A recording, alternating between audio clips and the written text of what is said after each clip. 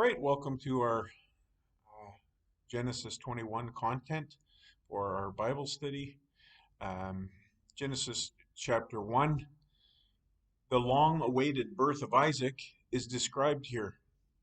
But in comparison to the prediction of his birth, the actual account is very brief. This serves to place the emphasis on the promise. The birth in the narrative arc is anticlimactic. God said it would happen, and therefore it was as good as done.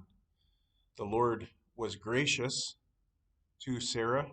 Literally, the Lord visited Sarah, or another way this is often talked about in Scripture is remembered her with the sense of a positive encounter and did for her what he promised.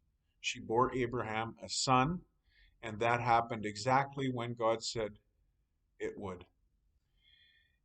We also see that Abraham was faithful for his part, both in naming his son Isaac, as God had commanded, and in circumcising him on the eighth day, as he had also commanded as part of the sign of the promise.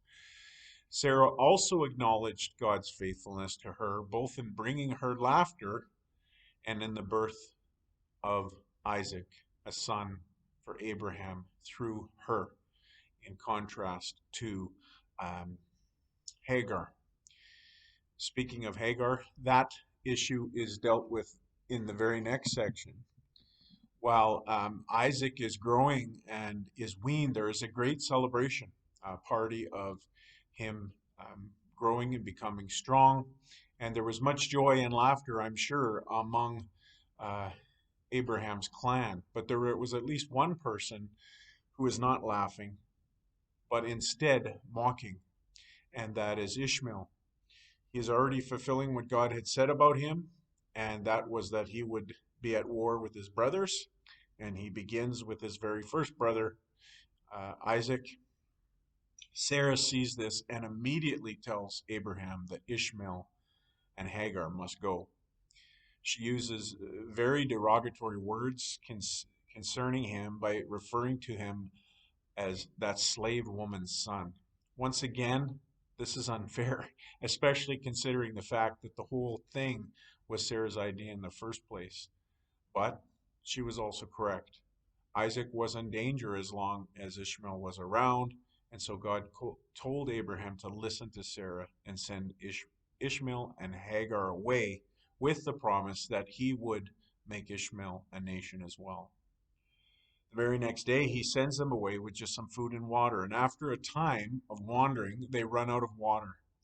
She moves away from Ishmael, who is dying of thirst and crying, and begins to sob herself. God hears his cries and calls out to Hagar, telling her not to be afraid, and reminds her of the promise he has already given. After this encounter, she sees a well of water. This is a parallel to the earlier encounter when she calls God the one who sees, when she is at the spring. Now it is God who is hearing her, and then she sees the water. This makes all the difference in the world. Ishmael gets his strength back, grows into an able archer hunter, and his mother gets a wife for him. The details foretell God's faithfulness to Hagar and Ishmael as well, that he will indeed become a mighty nation. And the last section of the chapter, once again, reminds us that Abraham is still wandering in exile. He is still in the territory of the Philistines under the rule of Abimelech. It also means that Isaac was born in exile outside of the promised land. The dispute over the well shows this reality, as well as God's faithfulness to watch over him in the midst of his wanderings. The disagreement shows the danger he was in, and the oath he makes shows that God granted him favor. Abimelech may have chosen not to honor Abraham's oath, at which case he would obviously be in great danger. Beersheba means, interestingly enough, well of oath. It can also mean well of seven, because there's a very close similarity between the word oath and seven in Hebrew. Um, in both cases, it shows that God granted him favor. The oath was the oath between Abimelech and Abraham. And if the number is seven, that is the number of sheep that was used as part of that oath. Part of the promise is fulfilled in Isaac, but the promise of the land remains just that. We are told he stayed there in the land of the Philistines for a long time, emphasizing the duration of the wanderings.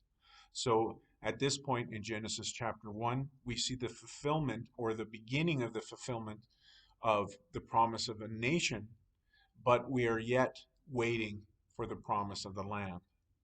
And that's Genesis chapter 1 overview. Hope to see many of you at the Bible study.